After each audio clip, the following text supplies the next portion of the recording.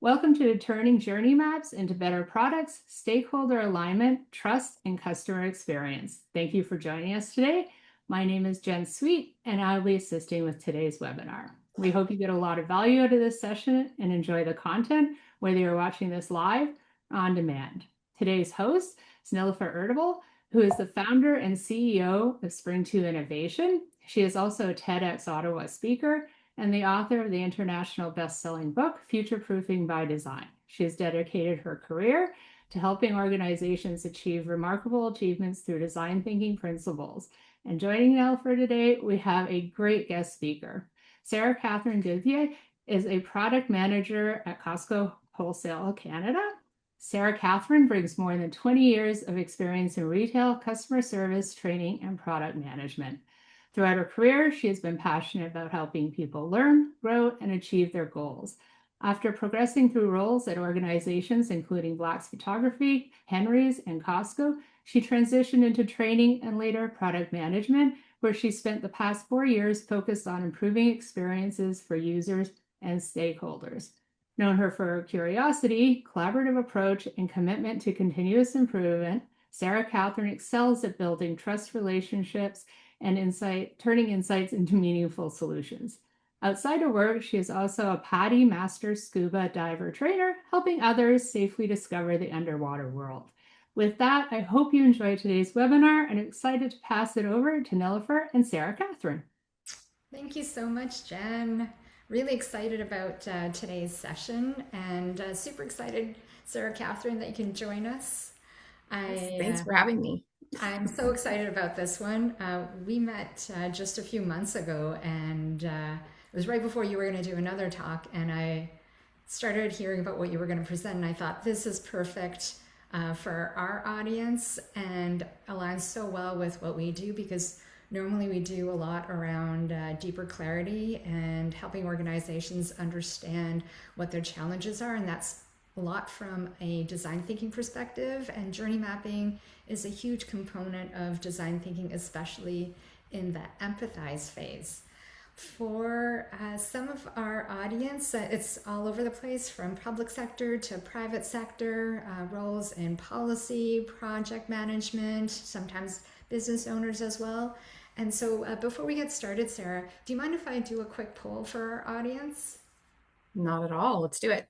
Thank you. So for those in our audience, we'd love to do a quick poll to get to understand you guys a little bit better. Have you used any of these before? Journey maps, process maps, workflows, or you just haven't used any of them in the past? So if you don't mind putting a vote in the poll that we have set up, then that gives us a little bit better idea of how much of an understanding of journey mapping you have, process mapping, workflows, or if you haven't used any of them in the past. And we'll give you guys another 30 seconds. Have you used journey maps, process maps, workflows, or none of the above?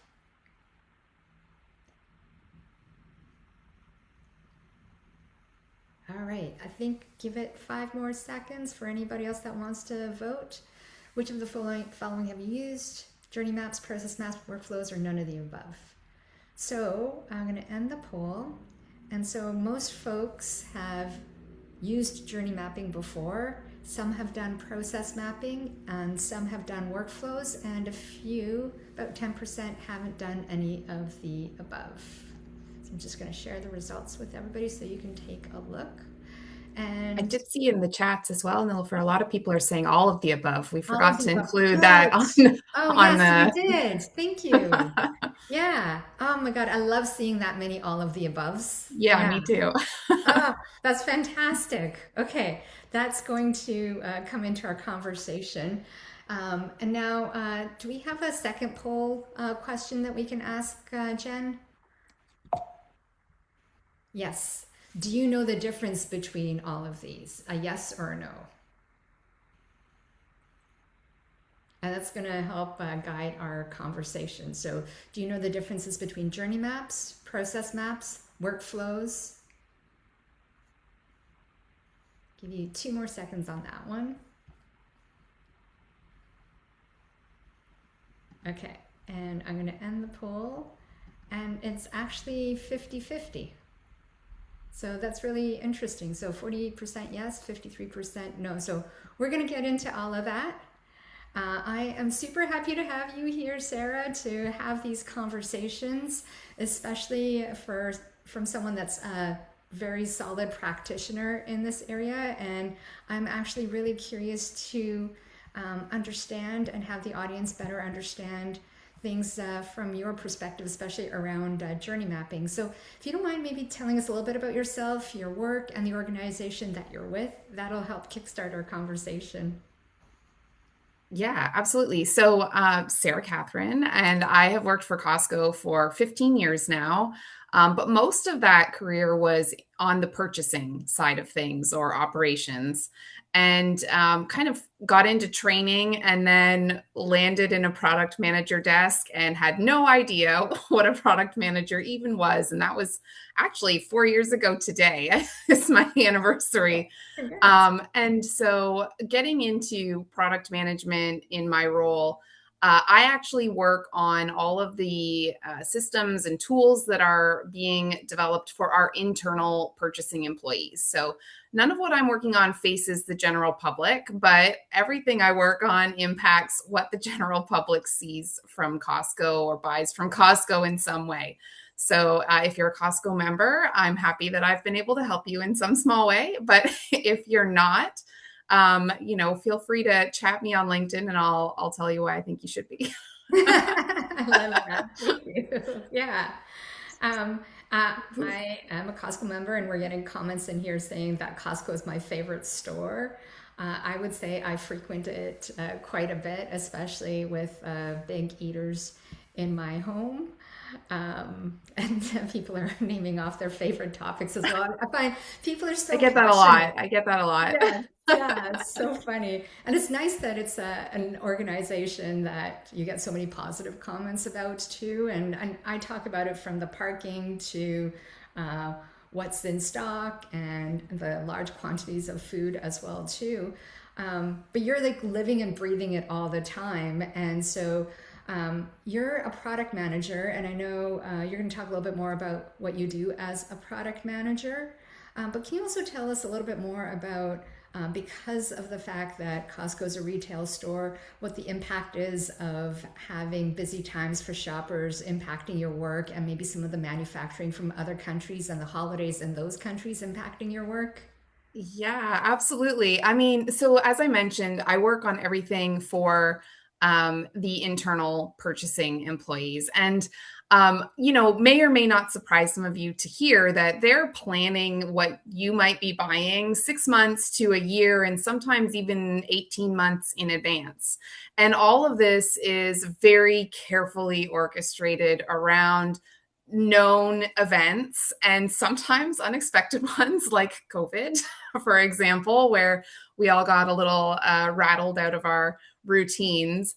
But, when we're working with busy seasons, peak seasons, what that means for me in my role is that my stakeholders and the subject matter experts and the users that I interact with in order to do my job have very limited time for me in very particular times of years. So not only do I have to plan my builds around when I can release, because even doing releases, we can't release during busy periods because obviously it'd be very bad if suddenly we broke something really important and nobody could buy anything from Costco. Yeah. But I also have to plan all of my discovery work around their busy seasons. And they're not as predictable as you might think, in the sense that, we all would say, okay, Christmas is very busy in terms of shopping at a Costco. But what that means for me as a product manager is that maybe it's really difficult for me to deal with anyone from as early as September through to December because of the amount of work that's going into planning. And so it creates these really big gaps for me in terms of just availability of resources, stakeholders, people, information. And it means I have to get very creative and I have to be very cognizant of other people's time and flexible to move around it. Yeah, that's like 25% of the year that Yeah. I could really Yeah. And talk that's just to. one busy season. That's, different Yeah. departments as well have different peaks. So, for example, the optical department, probably not as busy at Christmas time. People aren't out buying a new pair of glasses at Christmas the way they're buying from the toys department. And certainly there's seasonal swings around that. And different times of year mean different things. Like we've probably all been in the warehouse and noticed like the middle of the warehouse kind of changes over the Yeah. seasons, right? So Christmas, you've got all the toys and everything, but then January, it's the furniture, and then you get into spring, and it's more of the patio and gardening stuff. And so there's a little bit of a rotational nimbleness that we all have to have getting around that.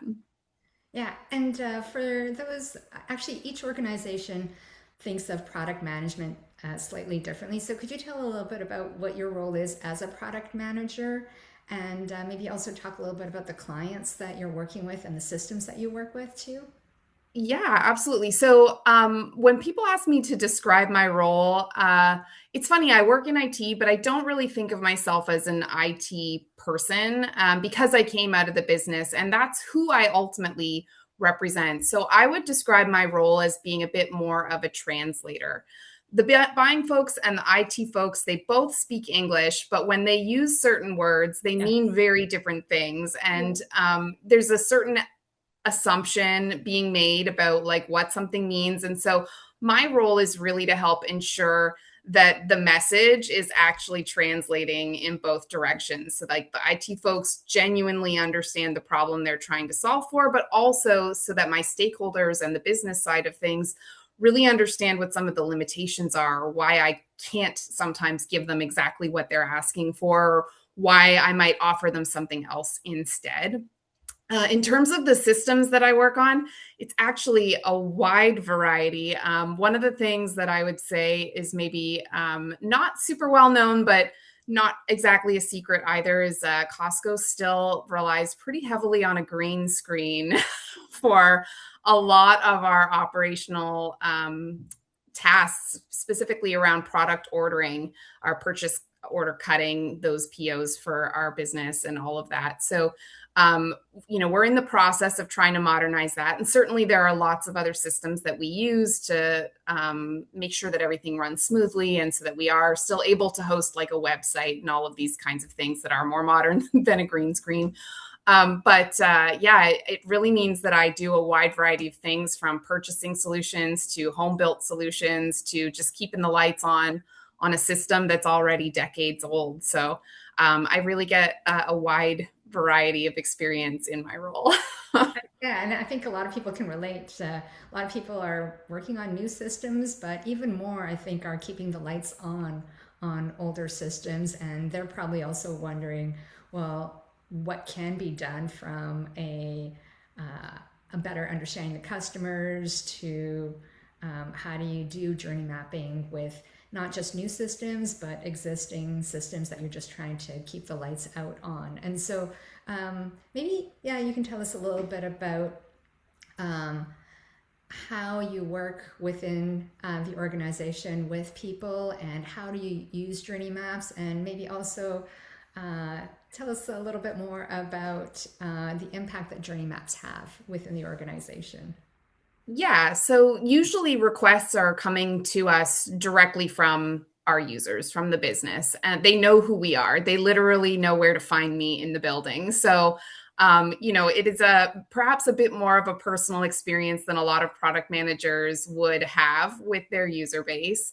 And because I came out of that business too, I understand them, and I have a lot of really like existing good relationships with people that helps me out a lot. So that's kind of where it usually starts, is somebody wants something. And so I'm the only product manager in Canada that they know. And so they come and they find me and they're like, here's what I'd like to do.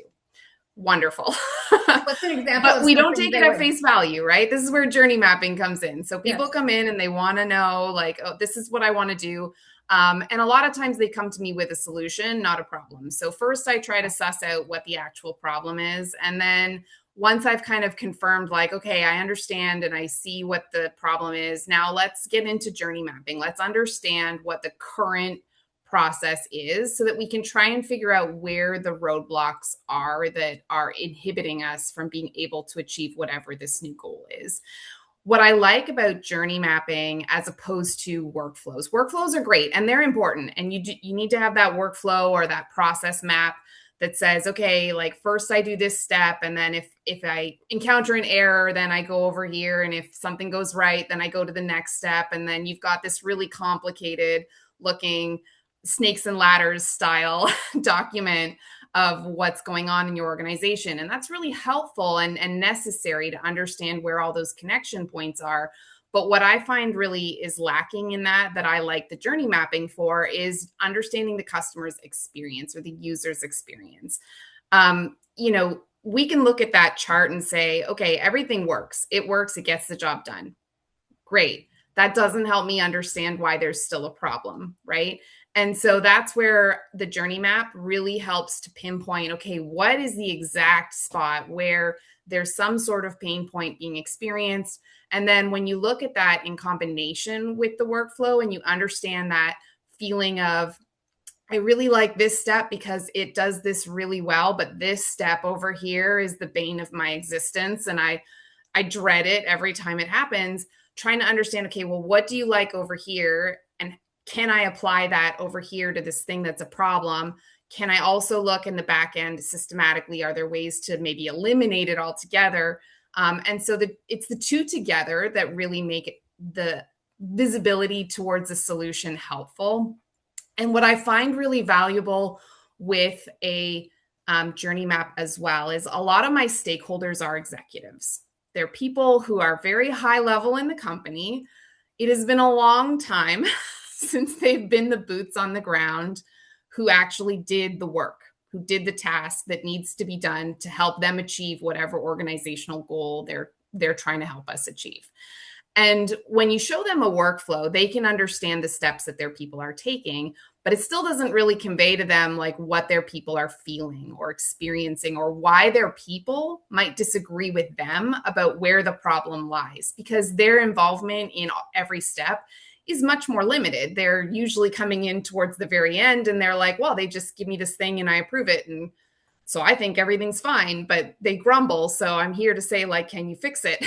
Yeah. And so for me, it's being able to say, okay, like, here's the piece where your people are grumbling and this is why they're grumbling. And this is what we can do to try and help with that. And here's a side benefit that it might help you with as well. So I find it really is a powerful tool in terms of the storytelling, which I think is one of my most valuable skills as a product manager, is just being able to help my stakeholders or my leadership understand why. Why are we doing this thing? Why is it a problem?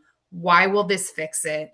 And a lot of times when you just put data and numbers and diagrams in front of people, they're all compelling and they are necessary that we have those in our back pockets. But at the end of the day, the decision makers are usually looking for a little bit more when it comes to buy-in. And so that's where journey mapping has been a particularly valuable tool for me to help me storytell in a way that gives them a connection to the people they're representing and helps us all make sure that we're making the best possible decision about what to do. Because we are very lean as an organization at Costco. We're very strategic about what we do and don't do. And so we do that. We apply that culture to every aspect of the business, not just what you guys see in the warehouse in terms of only seeing one brand of ketchup. Oh, that's fantastic. And you kind of did it, but maybe we can pull back and highlight it a little bit more. How would you describe the difference between a journey map and a workflow? Yeah, so I think for me, the workflow is really like all of the clicks. It's every single step, every interaction, all of the possible outcomes and permutations of those actions. It's really it's a map in a more traditional sense. It's the piece of paper that shows you all of the roads and how they connect.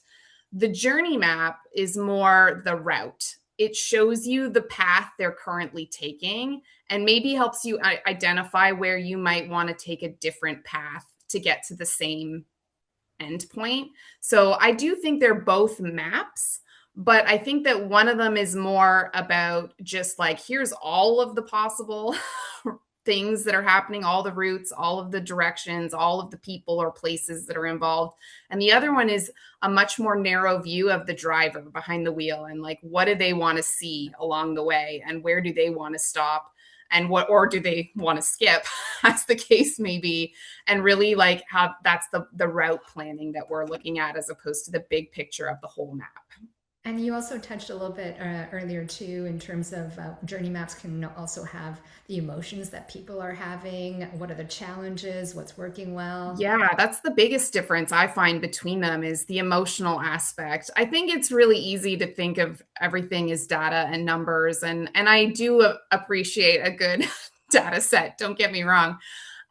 But I like to try to remind myself that at the end of the day, there's always a person. There's a person who's being impacted by whatever it is you're doing. And whether it's the person who is doing the task or the person who is buying the product at the warehouse, there's a person involved. And if we only ever look at numbers and data, it's really easy to lose sight of that human aspect. And I do think that when you listen to people talk about what are their favorite products that they're using, a lot of times it's an emotional answer that you get. It's like when I say I work for Costco, people are like, I love Costco. And it's not like, oh, I really like how they narrowed down the choice for me so that I only have this one thing. It's the emotional, like, I love Costco. And so I think that it's really important that we keep sight of that, because if you lose that emotional connection with your end users, whoever they may be, you lose sight of why you're doing what you're doing and why it's important. And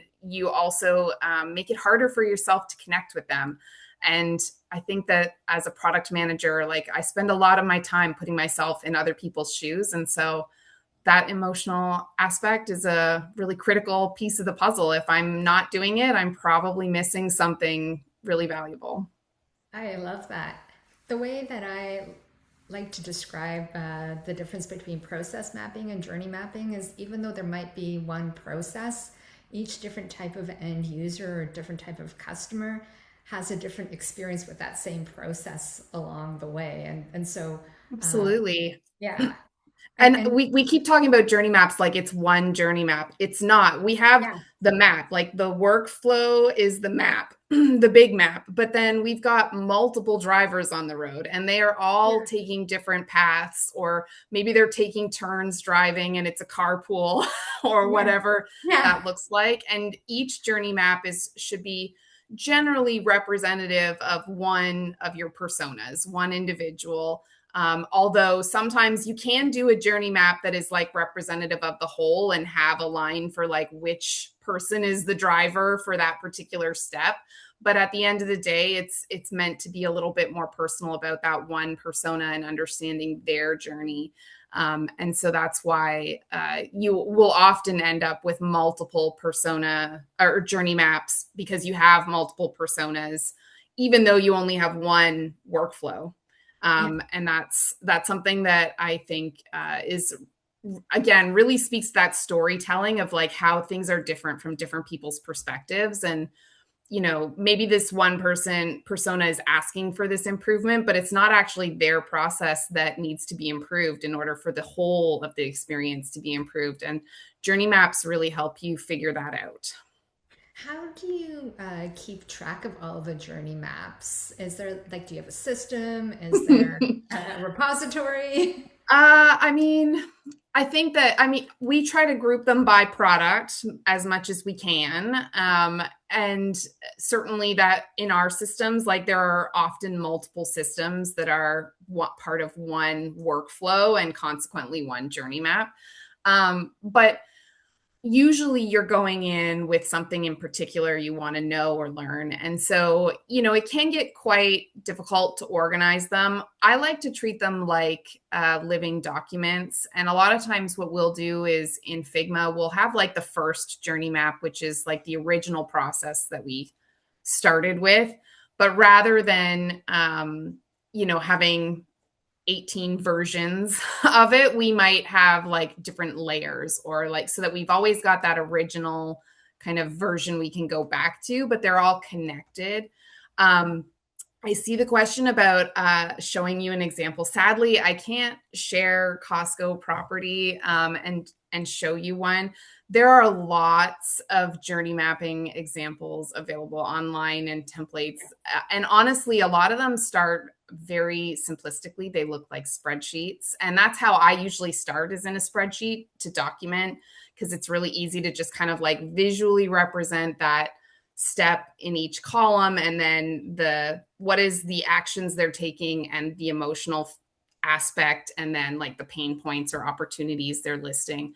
But ultimately the Figmas are just a prettier version of that. And with Figma, you can get quite creative in terms of like how interactive they are. I work with a UX designer at Costco. I'm fortunate enough that I have a UX designers available to me. So I partner with them, and they're the ones doing the Figmas, even though I'm usually the one who's doing a lot of the interviewing and that like original documented version. Yeah, and we actually also have a course on customer journey mapping, and journey mapping is a huge part of our design thinking and our deeper clarity courses as well too. So we walk people through how to do one, and you touched on something really interesting. It's the combination of using technology as well as the relationship component of it as well. And so can you talk a little bit more about how that's been really helpful for you as you build the relationships and then continue those relationships? Yeah, absolutely. I think, especially when you're working with internal employees, they have an actual job to do, and anything that I'm asking them to do is not in their regular Yeah, yeah. program. It's not part of their usual tasks. They still have to do what their need to do in a day. If there's some sort of crisis going on, that's always going to take priority over anything that I am asking them to do. And especially at Costco, where the member is king. Like if anything member service is going on, everybody is dropping everything, and that's the number one priority. So, in terms of having a relationship, what's really nice for me is that there is this like shared purpose and culture that we have, but also I came from the business. So when they reach out to me like 30 seconds before a meeting is supposed to start, or maybe they just don't show up for a meeting, it's really easy for me to just say like, oh, I guess something came up and it must have been important. And that there's that trust that I have in terms of why they might be slacking, so to speak, in terms of their commitment to me. I don't like to use that kind of language, but a lot of people, that's the sentiment I hear from other product managers when they have difficulty getting people to prioritize time with them, is like, why am I not important? And it's kind of like, well, it's not that you're not important. It's just at the end of the day, we all have bosses. We all have a shared interest in member service at Costco. And so having that personal relationship, not just to the people, but to the role they play in that, really makes it easier to kind of just be understanding and flexible when you're trying to arrange these kinds of things. Because they know me, I do have a bit of an advantage in terms of getting support when I need it. I try to be very open and transparent with people. I've got I would say I have a little bit of a reputation of like, when people say, I don't know, I'll go ask Sarah Catherine, because I do such a random amount of things and I touch on so many different aspects of the business. So like when people don't know who to ask, they ask me. And even if I don't know the answer, I usually know who to ask. So there's that about it. And so making time for those small interactions that are not related to my product at all makes a really big difference when I'm going to them to say like, hey, like I have some questions. Can you make some time for me? And I know who to go talk to, and I know, what might be the best person for it, right? Like I might have a choice of 50 different people that I could go talk to, but I know that there's maybe 3 of them that I've talked to enough to know that they're not going to see it as a bother, and they're going to be open-minded and flexible with me in terms of like understanding the questions and not just trying to like move through the motions or make me happy. Because I think there is that dynamic as well internally where there's politics, right? Like people think that you're looking for a specific answer and they want to make you happy. So they want to give you the answer that they think you're looking for. And so over time, when you build these relationships, you get a really good sense of like, who's going to say the thing that will be uncomfortable for me to hear, but that I really need to hear. And they also have enough trust in me that they can say whatever that is to me and know that I'm not coming at them from a place of judgment or where I'm just going to roll my eyes and be like, oh, this old chestnut, you know. And so it does really improve that dynamic in a conversation of an honest conversation where when I ask them how they feel about something, they will tell me how they feel and not just tell me what they think they should say or what I would want them to say. And that is a really valuable thing. Like it's so huge.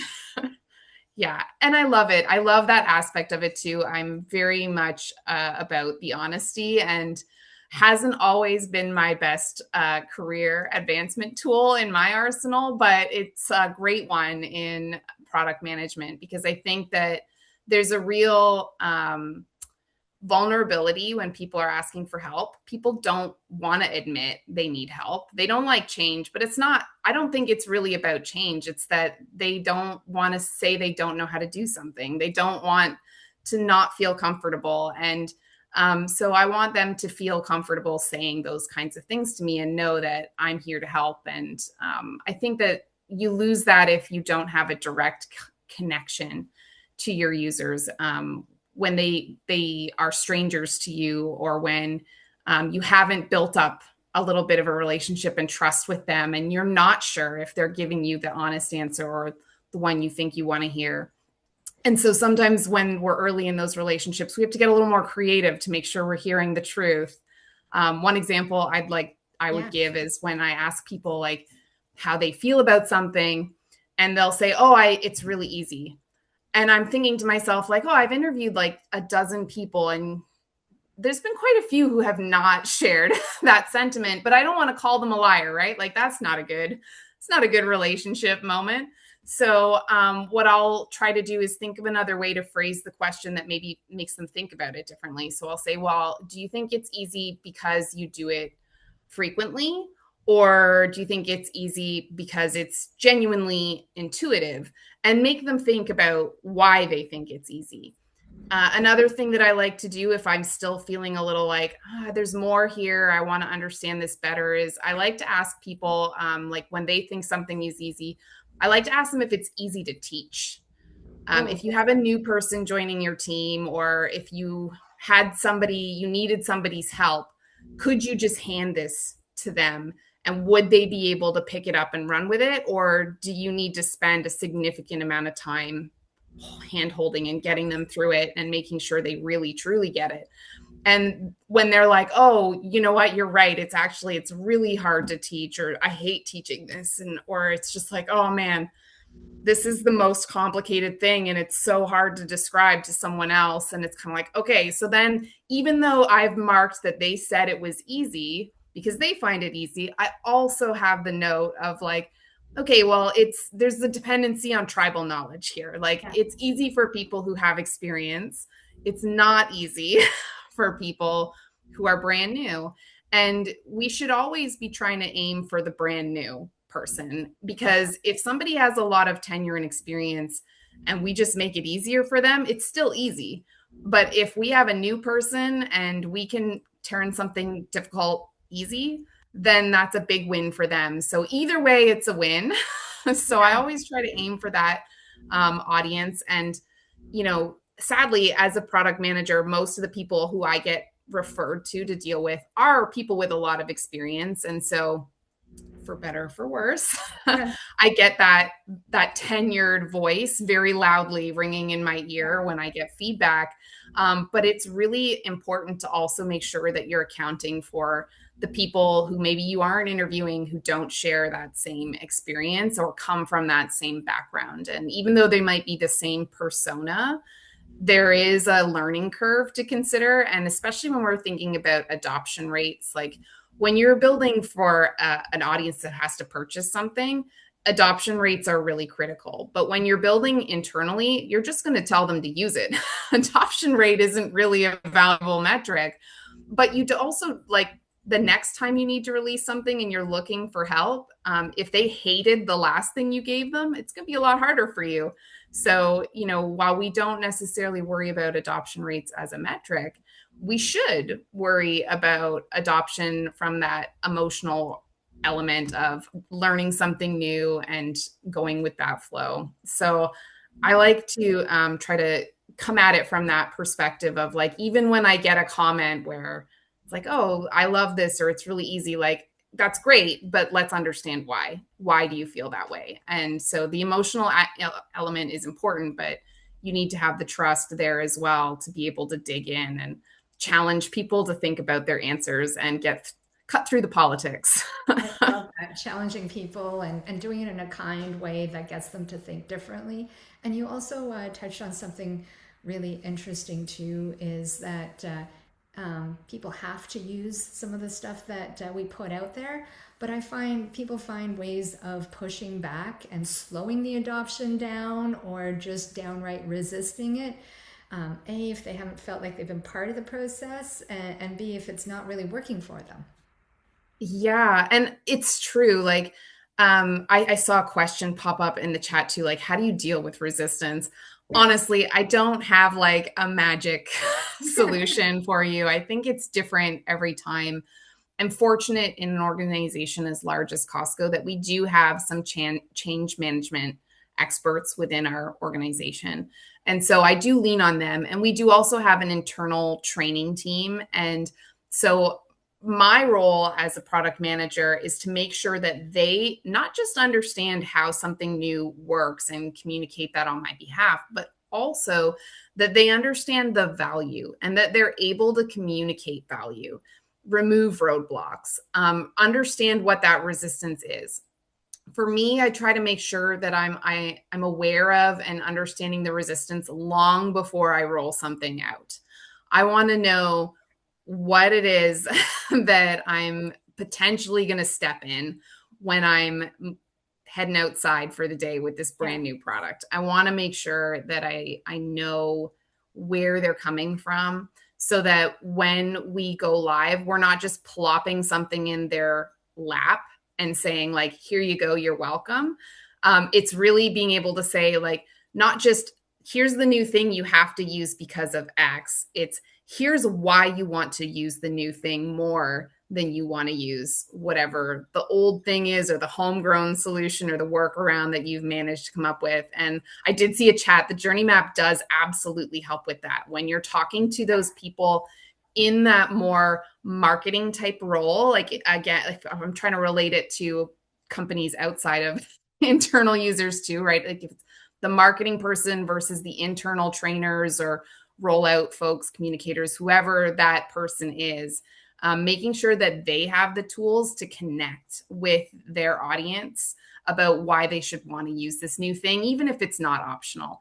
And one way that I also really like to do that, and journey mapping again is a huge part of this, the people who I do the journey mapping with, I want them to understand why they're helping me and what we're working on, so that they can also be the same people that we tap on the shoulder for user acceptance testing and running through design interviews. Like I do a lot of interview processes as well, where we put mock-ups, wireframes, whatever you want, in front of them, and actually like put hands on keyboards to try things out and observe not just what they're saying, but how they're behaving with it. And that eventually turns them into my evangelists, and they're in the business. So they're the ones out there telling everybody like, hey, I helped design this. Like, I know it's going to work because I'm the voice that was helping with that. And it gives it that more personal aspect too. So there's just so many reasons to do journey mapping and how it pays off in the bigger picture. But for sure, like I love turning those people that I use for the journey mapping exercises into my own evangelists, on top of them informing the buyer trainers or marketing people or organizational change management team or whoever it is that's helping me to communicate this new thing into true like champions of the product, so that it's not just here's a new thing you have to use. It's we're so excited Yes, for you guys to get exactly. this, and here's why, and I to love really that. make sure they're speaking to that. And I think part of that, you touched on it very briefly, but you're building up that relationship. You're explaining to them why it's important and why their role is important in shifting the whole organization around. We have lots of questions coming up. I have one final one that I definitely wanted to touch on with you is what do you find the biggest challenges with journey mapping for you? Oh gosh. I mean, I think for me, the hardest part is genuinely finding the time to do it with a broad enough audience that I have confidence that it is representative of a larger group. Hmm. You don't want to just do a journey map of one person and then assume that that's everybody's experience. You always want a larger sample size. And obviously, Costco's not a small company, not a small pool of users that I'm working with, and so getting a large enough sample size to be confident that what I'm documenting as the average user's experience as my starting point is difficult. Calendars are hard. I mean, in this day and age, everybody's doing everything virtual, and just getting time with people and making sure it's enough people that represent the right people, to be accurate and to know that I'm not going to have some sort of really scary uh-oh moment down the road. I see the question about what would be a good sample size. So for me, I don't think there's a number on that. I really think it's more about just trying to think of a broader audience. So I would challenge you all when you're thinking about sample size to consider things like, did I interview more than one gender? Did I interview more than one age group? Did I, if there's different like specialties within the same job role, did I talk to people from each discipline, right? So in Costco, we have like four main groups. We have foods, non-foods, fresh foods, and ancillaries, which would be like the optical lab and hearing aid centers, pharmacy, and stuff like that. So for me, I want to make sure I'm not just talking to people from non-foods. I want to talk to foods, fresh, non-foods, and ancillary. If I'm representing more than one country, do I have people from both countries? So it's really just about understanding like what's your broad audience and then making sure that your sample size is going to capture a little bit of everyone in that audience. So those are some of the big things that I would say to challenge yourself to look for. I love that. I know it's the last question. One more question. What is one thing that you might want to relay to someone that's brand new to journey mapping, either to help them out with it or where to start? Yeah, I think first of all, don't do it alone if you don't have to. There's always going to be somebody that you can lean on, in my experience, to help you maybe get a sense of like what it is that you need or want to learn. Go in with a plan, and you don't have to come up with that plan in a silo or in a bubble. So have a plan, know exactly what it is that you want to learn and you're hoping to focus on, so that if you feel the journey mapping interview getting a little off course, you can say like, you know what, that's really great information, but maybe we can come back to that another day, because I really need to focus on whatever it is. The other thing that I would also recommend, especially if you are fortunate enough to have partners, is go in with a script. Have an understanding of what it is you want to say to those people, what kind of questions you want to ask, maybe a general understanding of what you think you might hear, so that if you're not hearing it, you can at least have the opportunity to kind of poke a little more to see like, am I not hearing it because it's genuinely not a concern?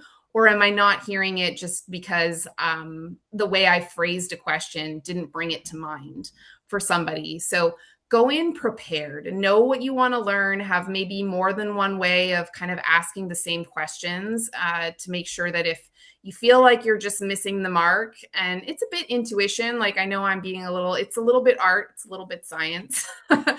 but have a bit of an understanding of the language they're using. Make sure that you kind of know exactly what you want to learn and that you are well prepared to dig into that topic in more detail. and really just be ready to challenge people a little bit. Don't be afraid to ask clarifying questions or to push back a little. Like I said, if they say it's easy, ask why. Like, and some people aren't really comfortable with that. So if you need practice, do a practice run of a journey map with somebody that's not your ultimate user. Like, this isn't a thing that most of us have not had formal training in Yeah, this kind of thing. exactly. So, don't be afraid to kind of just get out there and get your hands dirty a little, or find a friend or a buddy, and just be really clear about what it is you hope to learn, and that you're prepared to get to the answers that you're looking for. I love that. And we do a lot of practicing of journey maps during our training as well, so that people can get a feel for it and see how others have done it, so that they can take away ideas from it too. But I love your recommendation for journey mappings. Be prepared, and also think about the types of answers that you might expect, so that if you're not getting those responses, then being able to go back and maybe rephrase it in case the question wasn't phrased in a way that they understood what you were trying to ask. Those are all great suggestions. I'm going to go to the questions. There's one in the chat that I want to address, Yeah. and then I'll go into the Q&As. One question here is, how do you navigate situations when stakeholders that receive the final journey map are not sure what to take away from it, or the so what?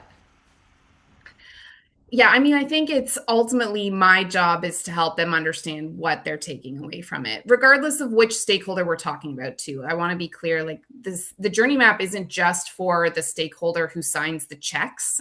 It's also for your development team, right? Like, they're going to use the journey map to understand the user better and why they're being asked to work on this or how to solve a problem. So regardless of who your audience is, it is my role as a product manager to be able to tell them a story that is meaningful to them with the data that they get.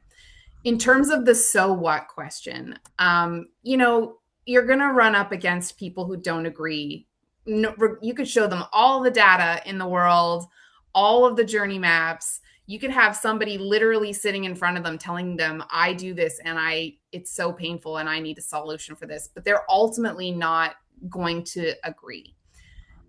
You have to be able to take the no. Sometimes that's the hard answer, but what I would also encourage you to do is to maybe try to get them to explain why they disagree, because maybe there's a journey map there that you haven't done yet, or a problem or a pain point that you haven't identified, or maybe it's just a matter of a competing priority, and this person just feels like this isn't the right road for us to go down in terms of whatever that larger organizational goal is. So you're going to hear no, and that's fine. Sometimes you take the no and you go back to the drawing board, but sometimes you can take that no with other information that helps everyone who helped work on that with you understand why you're not proceeding.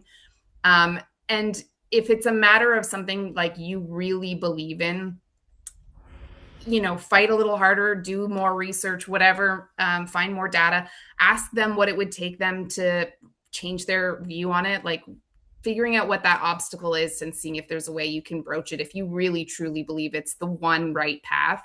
But in my experience, there is no one right path, and these people often get paid a lot of money to know things that I don't know. So sometimes you just got to take the answer you get and try to at least make sense of it for the rest of the team, so that they know, maybe it's like when we as product managers say no, a lot of times it's not a hard no, it's just a not right now or not before this other thing. And so just maybe understanding that like second piece of the no.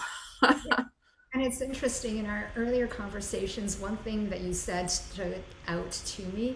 You said you don't manage product, you manage expectations. 100%. I do believe that very firmly. I don't manage a product. I manage people's expectations. I manage the expectations of what the product should do. I manage the expectations of my stakeholders in terms of what are the key results or metrics that they're expecting to get out of it.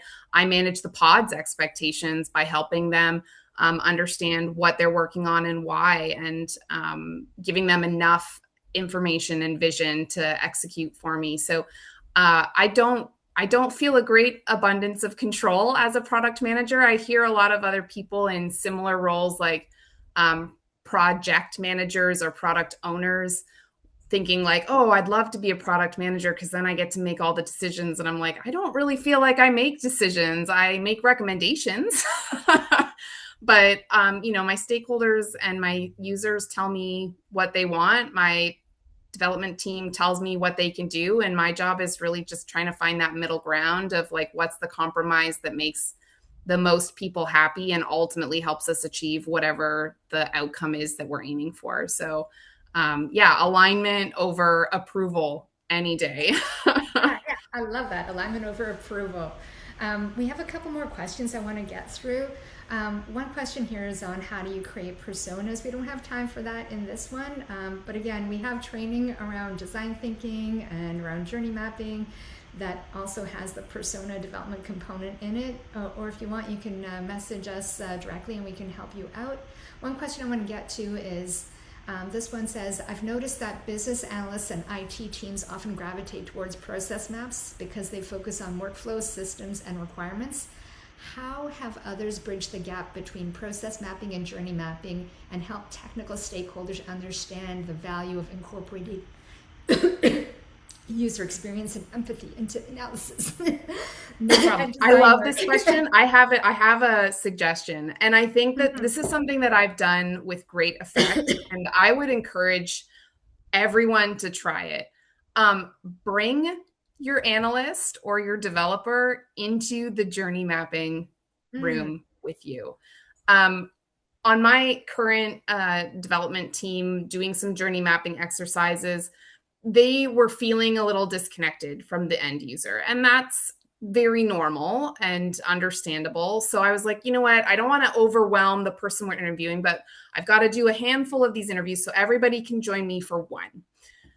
And the like aha moments for them, like listening to people talk about their experience and why they feel the way they do, and not just understanding what the pain point is, but like how significant it is to them, really changed the way they thought about the importance of the journey map. It went from being something that was like sort of kind of helpful to being like one of the more informative pieces.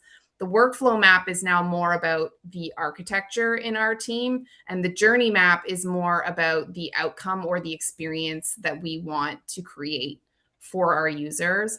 And I think that for them, it just really put like actual people and faces on the work that they were doing. And so that really helped us bridge the gap between the two and helped get those like much more technical data-driven people a little closer to the user experience folks and the emotional aspect of what we do.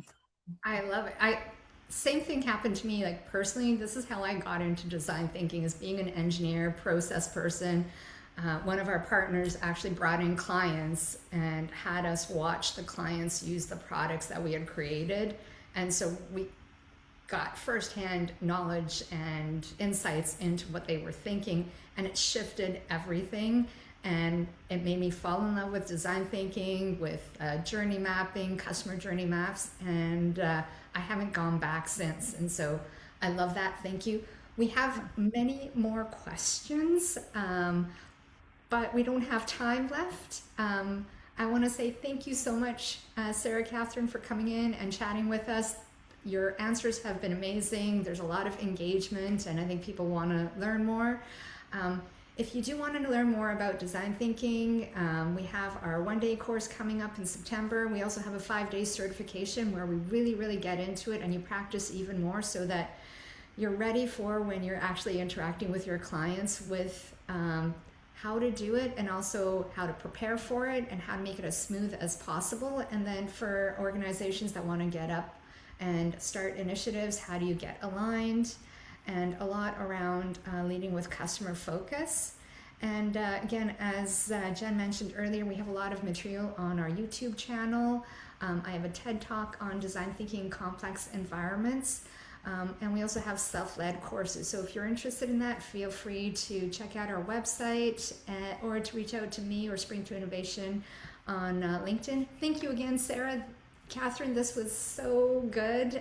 I always love chatting with you, and I think the audience really enjoyed your insights.